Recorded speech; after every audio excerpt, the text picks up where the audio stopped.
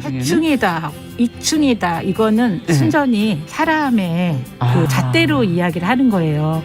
곤충이 우리 사람보다 몇 억 년 먼저 지구에 나왔거든요. 세상을 보는 따뜻한 시선. 정용실의 뉴스 브런치. 네, 정용실의 뉴스 브런치 듣고 계신 지금 시각 11시 38분입니다. 필환경 시대를 맞아서 저희가 기후변화의 심각성을 되새기고 환경 이슈 살펴보고 있습니다. 환경하자 서울환경연합의 김자연 활동가 지금 전화 연결돼 있습니다. 안녕하세요. 네, 안녕하세요. 네, 오늘은 이제 폐지 대란에 대한 이야기를 좀 해보자고 하셨는데 폐지가 너무 많다고요? 네, 맞습니다. 일단 쓰레기를 버릴 곳이 없어서 내 집의 옷장이나 창고에 잘 보관해두는 상상을 해보시면 생각만 해도 좀 답답하고 지저분한 느낌이 드실 텐데요. 네. 최근 정부에서 쌀도 과일도 아닌 이 폐지를 무려 19,000톤을 창고에 잘 보관을 해뒀다고 합니다.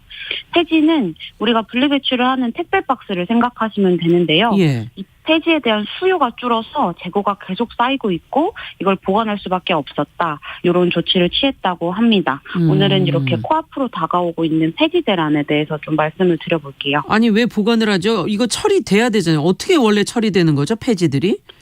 우리가 분리배출하는 이 종이박스 폐지들은 고물상이나 수거업체에서 수거를 해가면 압축상으로 넘기게 됩니다. 예. 압축상에서는 이제 재료로 활용할 수 있게 압축을 하고 압축한 걸 제지업체에 넘기게 되면 이제 박스 종이 골판지를 생산하게 되는데요. 네. 이제 이게 박스 자체가 박스 재료로 다시 순환이 되는 순환 자원을 가지고 있습니다. 순환 자원은 생산한 제품 자체를 다시 자원으로 활용을 하는 절대량이 감소하지 않는 자원을 뜻하는 말인데요. 네. 근데 이제 순환 자원인 폐지는 특성상 수요나 공급 중에 한쪽에 문제가 생기면 다른 한쪽도 크게 영향을 받게 되는데요. 이번 폐지 대란 사태의 경우는 이제 도시에서 가장 중요한 인프라죠. 폐기물 처리, 거기에 영향을 끼치니까 아주 심각한 문제가 되고 있습니다. 네, 폐기물 처리에 영향을. 지금 순환자원인 폐지의 수요가 줄었다. 이건 또 무슨 이유인지도 궁금한데요. 그렇죠.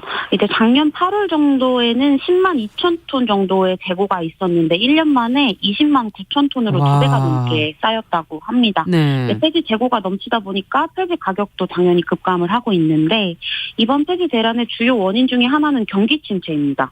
그러니까 단순하게 박스의 수요가 줄었기 때문에 박스의 재료인 폐지가 계속 쌓이고 있다는 말입니다. 네. 그래서 택배뿐만 아니라 뭐 종이 박스를 사용하는 가전, 가구 시장이 계속 위축이 되고 있으면서 네, 폐지 수요는 빠르게 얼어붙고 있고요.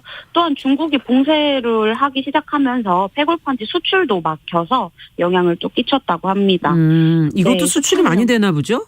네, 수출량이 작년에 평균 2만 8천 톤을 했었는데 올해는 1만 2천 톤으로 급감을 했다고 하고요. 그래서 1만 9천 톤을 정부에서 구입을 해서 내년 6월까지 잘 보관을 두겠다고 하긴 했지만 재고 자체가 너무 많아서 이제 재고량도 크게 줄지도 않았고 가격 하락도 멈추지 않았습니다.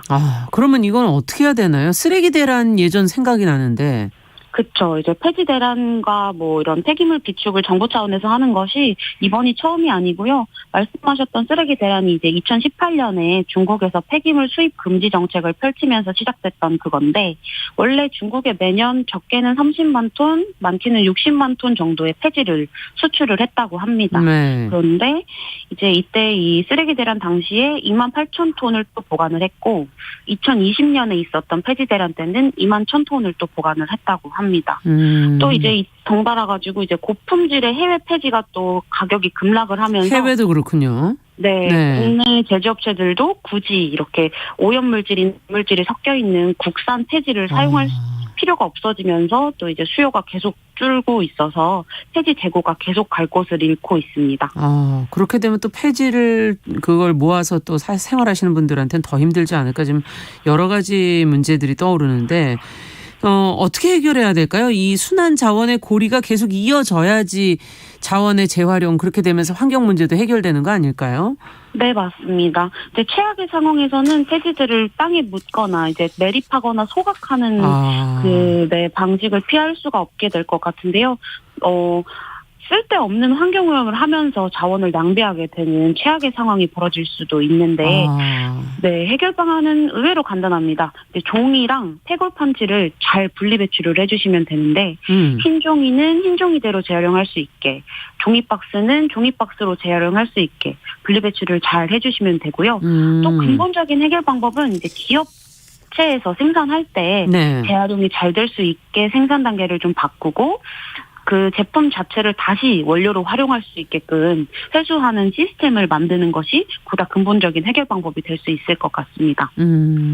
그래서 이제 우리한테 나무들은 너무 소중하잖아요. 그렇죠. 네, 정확한 분리배출을 또 함께 실천해 주시고 기업 차원에서의 재활용을 책임을 질 수 있게끔 요구하는 목소리를 함께 내어주시면 좋을 것 같습니다. 네, 이게 또 수거에 가실 때 이걸 따로따로 분류해서 가져가 주셔야 될 텐데 소비자들은 어쨌든 조금 더 분류해서 흰 종이와 골판지를 좀 분류해서 내줬으면 좋겠다라는 의견 얘기해 주셨어요. 자, 환경하자 서울 환경연합 김재현 활동가와 함께했습니다. 말씀 잘 들었습니다. 감사합니다.